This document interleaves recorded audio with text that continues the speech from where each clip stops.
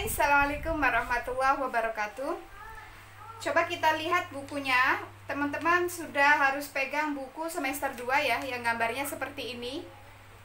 Nah, kalau nggak punya berarti harus ngambil di sekolah dulu. Kenapa? Karena kita pembelajarannya dari sini. Oke.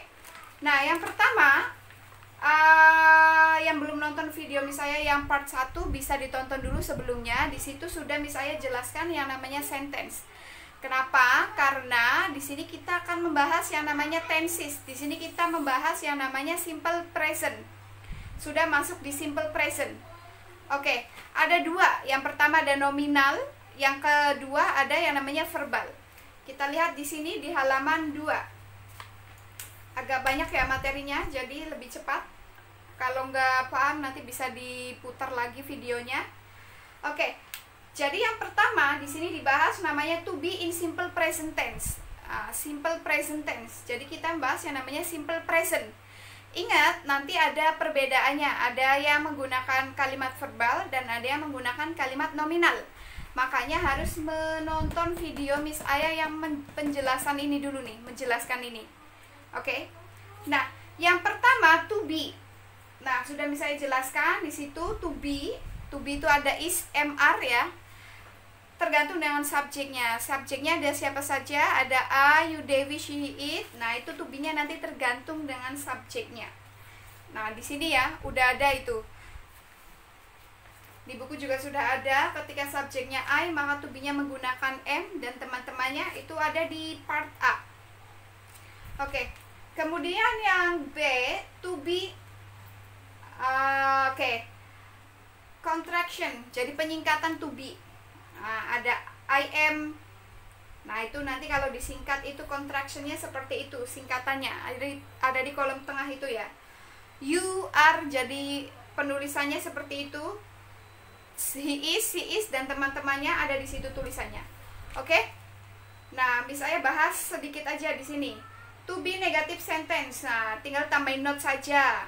Contohnya I'm not, kemudian are not. Nah, itu ada di sini. Oke. Kemudian to be yang D ya, to be negative contraction. Jadi penyingkatan saja. Penyingkatan yang seperti apa? Penggunaan to be dan juga dengan not-nya itu. You are not. Nah, itu penulisannya seperti itu. Nah, poin yang ingin dibahas di materi pekan ini itu ada di halaman 4. Yang pertama ada di atas sendiri, simple present tense. Simple present tense. Rumusan simple present itu ada subjek. Oke, ada subjek, ada verb 1, ada objek. Boleh ditulis di bukunya subjek plus verb 1 plus objek. Nggak jelas ya tulisannya ya. Ditulis di bukunya Miss Aya dikte. Ada subjek, kemudian diikuti verb 1, kemudian diikuti dengan objek. Oke. Subjek. Subjek tadi apa saja? You, they, we, she, he, it. Nah, itu subjek. Verb. Verb itu ada yang verb ordinary, ada yang verb auxiliary. Ada yang verb kata kerja asli, ada yang kata kerja bantu. Udah dibahas di video Miss Aya sebelumnya yang tadi. Nah, kemudian di sini ada pola yang bentuknya positif, negatif, dan juga interrogatif. Nah, ada contoh di buku, ada she feeds the animal every day. Dia perempuan, feeds itu memberi makan. Memberi makan hewan setiap hari. Oke? Itu kalimat positifnya dirubah menjadi kalimat negatif. She does not, nah ini nggak disingkat. She doesn't, kalau disingkat ya, feed the animal every day.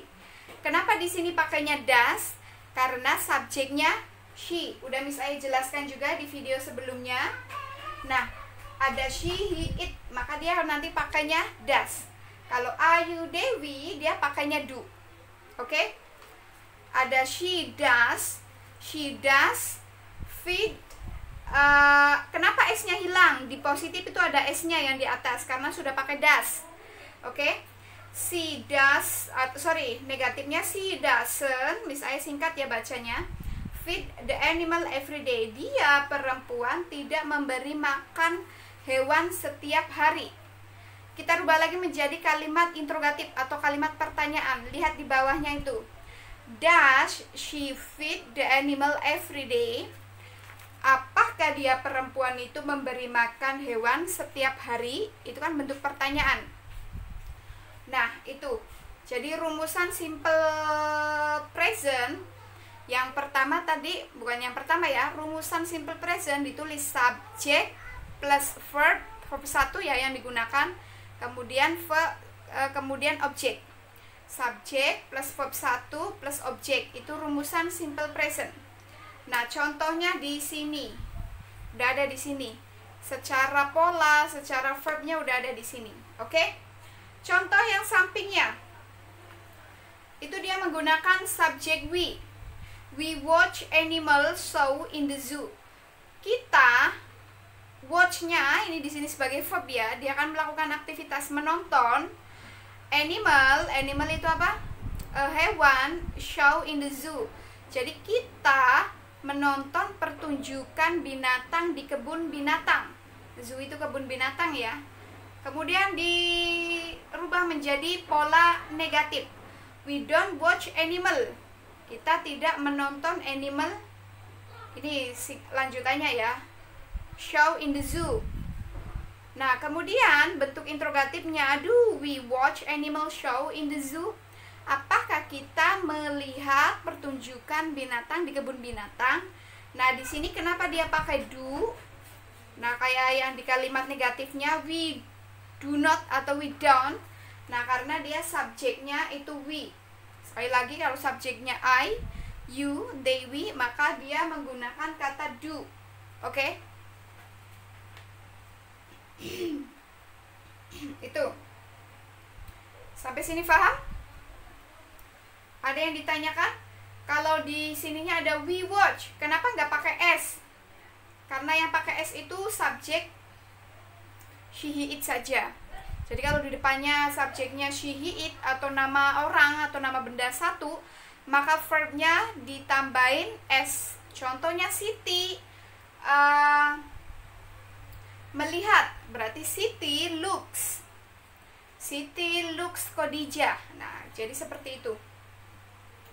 Itu ya, kalau subjek Ayu Dewi dia tidak usah pakai s di dalam verbnya. Nah, ada note di bawahnya, verb ending in ch, s, hx. Mana ini?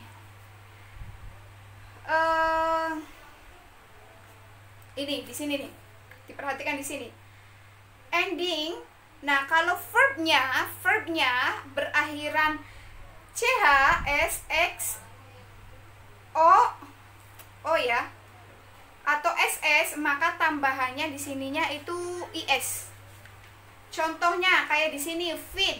Nah, itu kan akhirannya d, maka cukup menambahkan s saja.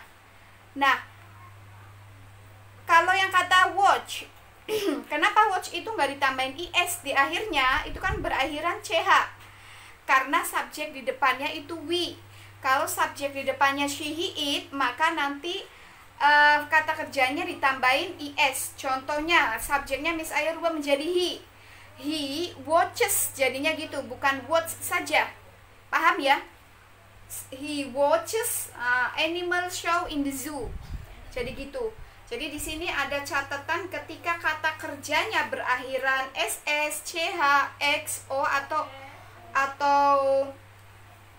sh, maka nanti tambahannya itu berupa is. Paham? Oke? Nah, itu ya, nanti dipelajarin lagi. Kalau yang di bawahnya ini kalimat nominal. Ditonton videonya Miss Aya yang sebelumnya. Oke, paham? Oke. Semoga tidak ada pertanyaan. Kalau ada pertanyaan boleh nanti lanjut di WA ya. Bisa tanyakan di WA. Nah, pada intinya kita sekarang itu sudah masuk yang namanya tenses. Tenses itu perubahan kata kerja yang dipengaruhi oleh waktu dan tingkat waktu dan kejadian.